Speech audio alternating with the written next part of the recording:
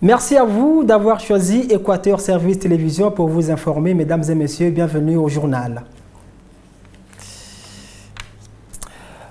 Vous êtes propriétaire d'un véhicule et sachez que le contrôle technique a déjà débuté à Brazzaville. Une opération qui cette fois-ci concernera tout type de véhicule, petits, moyens, gros et très gros. Alors, pourquoi faire contrôler son véhicule et où se fait ce contrôle technique? À cette question, Jude Moutali et César Bobéi ont rencontré Cyril Djoundou, coordonnateur national de la FESI-PTC, Fédération syndicaliste des professionnels de transport au Congo. Reportage. Brazzaville est déjà dans le bain de l'opération de contrôle technique des véhicules. Du côté des chauffeurs, les avis s'entrecroisent à propos de ce contrôle. Quand il y a un contrôle, on annonce les informations. Oui, on annonce les informations. Après telle date, nous allons faire la contrôle soit technique, mais avant la date annoncée, vous commencez le contrôle. Vraiment, nous ne sommes pas satisfaits. Il y a beaucoup de véhicules qui ne sont pas en bon état. Il faut toujours contrôler les véhicules. Bon, pour éviter les accidents, c'est ça, ouais. Une opération de contrôle technique qui concerne tous les véhicules, a indiqué Cyril Nzundu, coordonnateur de la Fédération syndicale des professionnels des transports du Congo. Nous avons pris le bâton en main pour sensibiliser les nôtres, sensibiliser l'ensemble des transporteurs, que le contrôle technique n'est pas une mauvaise chose. Au contraire, c'est une bonne chose pour nous, parce que non seulement que ça garantit notre emploi, mais ça garantit aussi la sécurité des personnes que nous transportons à bord de nos véhicules. 3 sites sont retenus pour ce contrôle. Les sites concernés, au niveau de Bakongo, nous avons Congo Vision, à Bakongo. Nous avons au niveau de 10 maisons vers l'aéroport, nous avons la SCCTC et nous avons Silotec Ampila. C'est les 3 sociétés où il faut aller faire. Dépasser le délai requis, les véhicules passeront au contrôle forcé, a indiqué le coordonnateur de la Fédération syndicale des professionnels des transports du Congo. D'un côté, le contrôle technique et de l'autre, le paiement de la taxe des droits d'auteur. Il faut dire que les véhicules auront beaucoup à faire ces dernières semaines. Les droits d'auteur, une question sur laquelle Cyril Djoundou est revenu avec plus de détails. Retrouvons Jude Moutali et César Bobéi.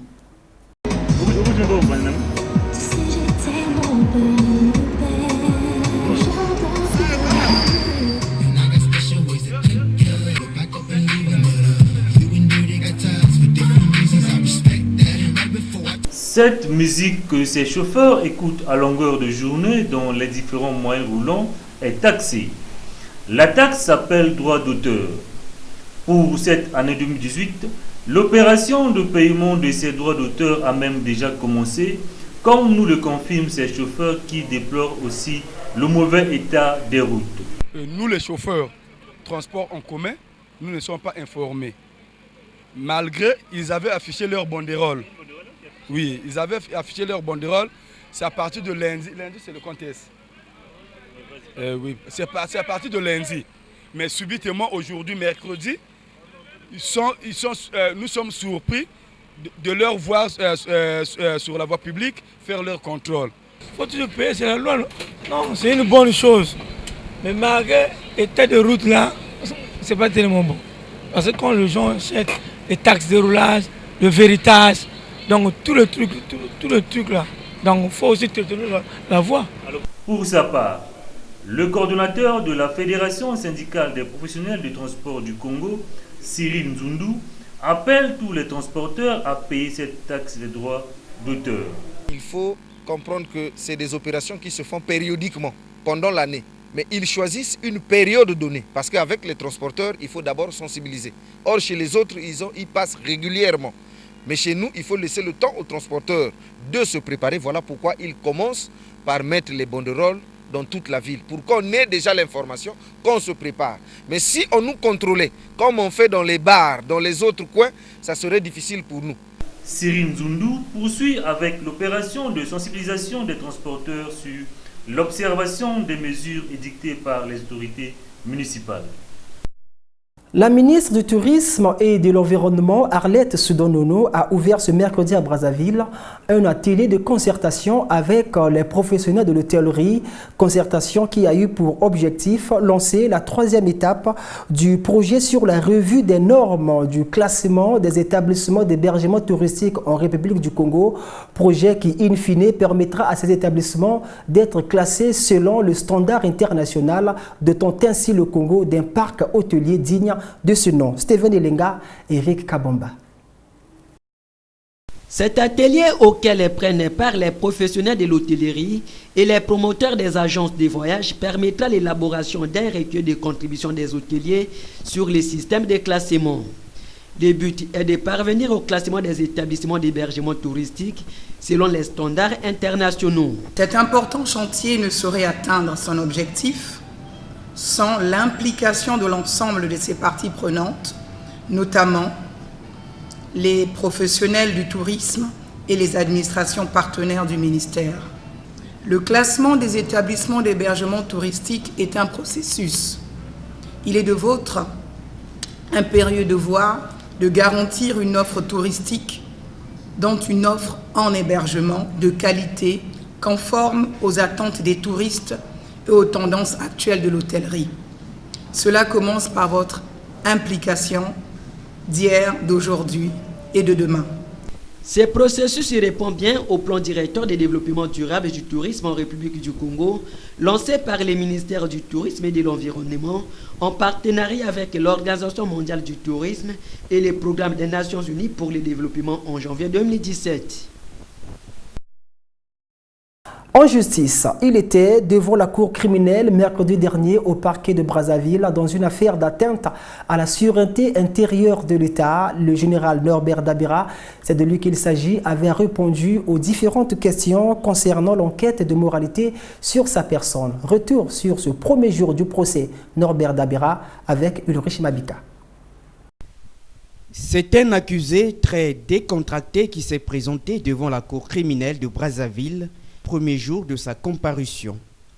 Le général Norbert Dabira a répondu à toutes les questions qui lui ont été posées par la Cour, le ministère public, la partie civile et même ses avocats sur sa personnalité. Ça s'appelle enquête de moralité. État civil, situation matrimoniale, études et formations, carrière professionnelle, sa conception de la politique, sa religion, bref, tout ce qui permet de se faire une idée sur la personne même de l'accusé a été évoqué. Quand on lui pose, par exemple, la question sur ce qu'il pense du mensonge, il fait savoir que c'est à cause du mensonge qu'il comparaissait devant la cour criminelle. À la question de savoir s'il aimait la littérature, le général Dabira, dont le nouvel ouvrage est en cours de parution, a cité quelques vers de Corneille dans le Cid. Il a même demandé au procureur général, auteur de la question, s'il était satisfait de la réponse. Mais avant cette phase de l'enquête et de moralité, les avocats de la défense avaient soulevé une exception, notamment l'immunité juridictionnelle de l'accusé, ce que la Cour a rejeté, évoquant l'égalité de tous les citoyens devant la loi. Le général Norbert Dabira, qui a nié en bloc les faits qui lui sont reprochés, est poursuivi pour atteinte à la sécurité intérieure de l'État. Ce mercredi ouvriront les débats de fond. En éducation, sachez que les promoteurs des écoles privées réunis au sein de la CONAPECO, Convention nationale des promoteurs des écoles privées au Congo, tiendront leur 4e congrès le 25 mai prochain à Brazzaville. Et prélude à cette rencontre qui sera consacrée au système éducatif national, les membres de la CONAPECO s'étaient réunis mercredi dernier dans une réunion préparatoire. Objectif, examiner les différents points qui seront traités lors de ce 4e congrès de la CONAPECO. Jimela Bongo, Steven Elenga et Eric Kabamba. Réfléchir sur le système éducatif congolais, relever le niveau scolaire des apprenants, c'est le but du 4e congrès national de la CONAPEPCO dont les assises s'ouvriront le 25 mai prochain à Brazzaville. À cette réunion préparatoire, les membres de la Convention statuent sur les documents relatifs, entre autres, aux relations écoles privées ministère de tutelle et fonctionnement de la Convention. La CONAPEPCO en cycle est déjà à l'orée de son 4e congrès national. Il était de bonne loi que nous commençons par les congrès départementaux. Nous voyons tout ce qui est horizon école privée au cours d'un congrès. Les relations avec les administrations sœurs, les relations avec notre ministère de tutelle, les relations avec l'État d'une façon globale et l'aperçu historique de l'école privée par ses administrations sœurs et également nos propres problèmes, à savoir le fonctionnement de la CONAPEPCO. Ainsi, l'appel est lancé ici aux promoteurs n'ayant pas participé à cette réunion préparatoire de se rapprocher des bureaux communaux. Que ceux qui n'y étaient pas se rapprochent de leur bureau d'arrondissement pour se faire une idée de ce qu'on aura décidé ici. Cette réunion qui prépare le 4e congrès de la CONAPEPCO se déroule simultanément dans les autres départements. Revenons à Brazzaville pour parler sport. Ils étaient attendus et ils ont répondu présent. Le Kara a obtenu son ticket pour la prochaine phase de la Coupe de la Confédération ce mercredi au stade Alphonse Massamba Deba de Brazzaville. 3-0, c'est le score que les Congolais ont infligé aux Nigérians des Nimba après avoir perdu 1-0 au match aller. Fidel Stagar Diaoumba était notre seul œil au stade Alphonse Massamba Deba. Reportage. 3-0 en faveur de Kara, c'est les résultats de cette deuxième journée de la phase de poule. Match disputé au stade président Alphonse Massamba Deba. Les Nigérians étaient les premiers à avoir annoncé les couleurs. C'était in extremis que le ballon n'est pas allé au fond de filet. Les Congolais ont laissé passer la tempête. 14e minute, Luamba Racine ouvre le score. 1-0, un but qui a donné confiance. Le Kara était bien parti. Comme l'appétit vient en mangeant, Kivutuka à son tour bat le portier nigérien Théophilus. 2-0. On attendait le troisième, celui-ci ne s'est pas fait attendre. C'est Bomaniaï qui inscrit. 3-0. On s'est dit que le Kara ne devait pas baisser les bras et continuer sur cette lancée. Score à la mi-temps, 3-0. À la reprise, les 22 acteurs se jettent de plus belle dans la bataille, malgré les nombreuses occasions qu'un autre but ne sera marqué. Kara prend provisoirement la tête avec 3 points grâce à son meilleur goal average. Prochain match du Kara, le mois de juillet contre Djoliba. Voilà une qualification qui fait du bien au football congolais. Et c'est la fin de ce journal. Mesdames, Messieurs, merci de votre confiance et à la prochaine occasion.